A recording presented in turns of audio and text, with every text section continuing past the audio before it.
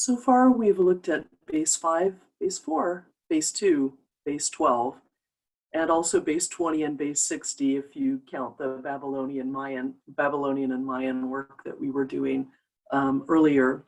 We're going to look at one more base here, introducing and doing some counting in this base. And this is base 16, which is hexadecimal. We often do refer to it by that other name because it is very, very common. This also is used in computer science. It's closely related to base 2 because 16 is 2 to the 4th power. It's a power of 2. So you'll often see this if you take a course in computer science. Because this is base 16, we need 16 digits. So we need to go beyond 9 again. We need to push past 9. In base 12, we used T for 10 and E for 11, which is nice because T is the first letter of the word 10 and E is the first letter of the word 11.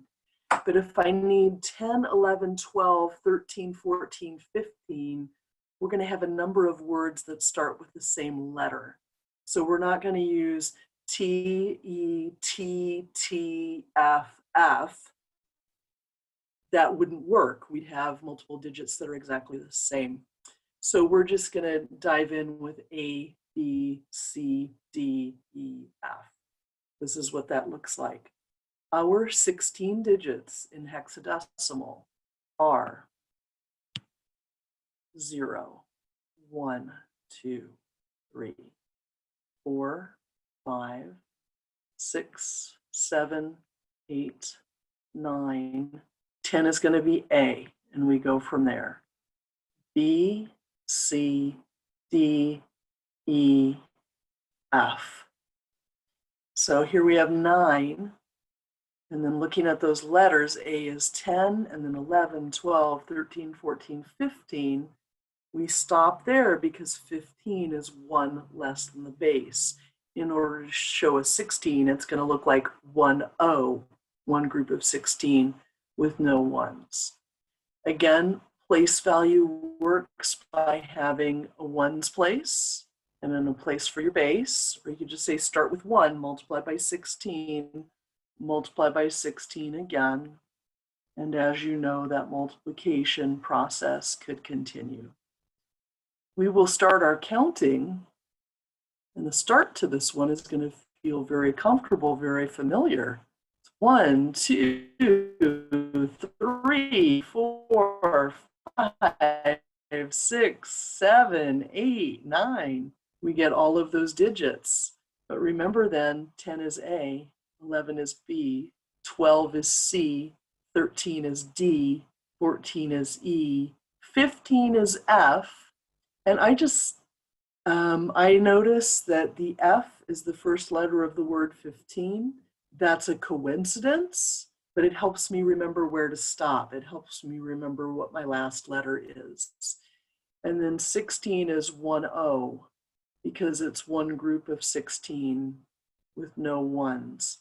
And then you continue counting from there, 1, 1, 1, 2, and you would keep going until you hit F in the ones place again. Once you hit 1F, the next number is going to be 2, 0.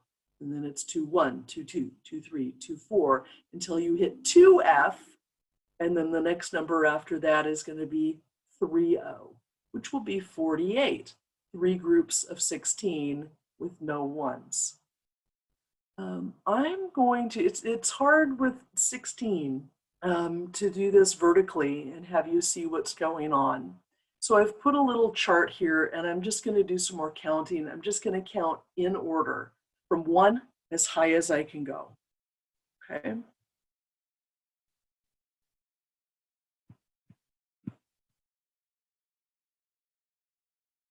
So far, so good.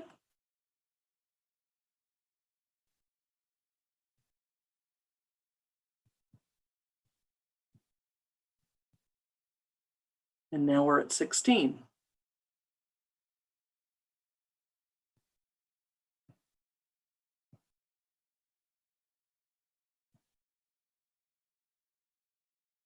That's actually a 24. The thing that looks like an 18, the 1 8, because it's a 16 plus 8 more is a 24. And if you count the number of boxes we've filled in so far, there are 24 of them. And it's 1 9, 1A, 1B, 1C, 1D, etc.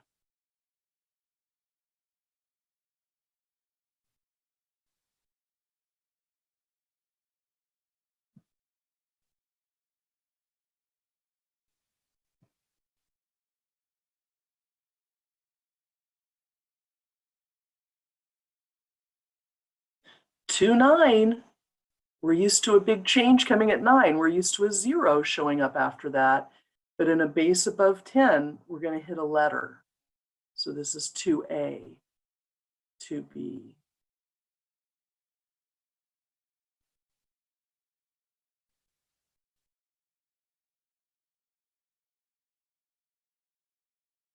That's 3O. We have now counted up to 48. That's 3 groups of 16.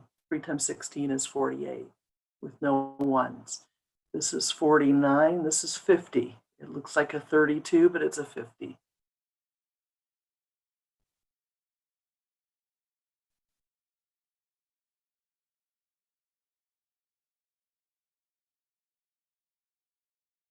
And after 3 9, 3A, then 3B.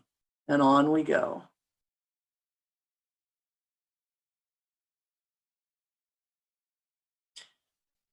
Once I hit F, that's my highest digit, and I have to push over into the next place value when I count one higher. So this is 4O.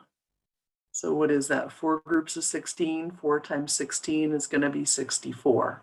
It looks like 40, but it's 64.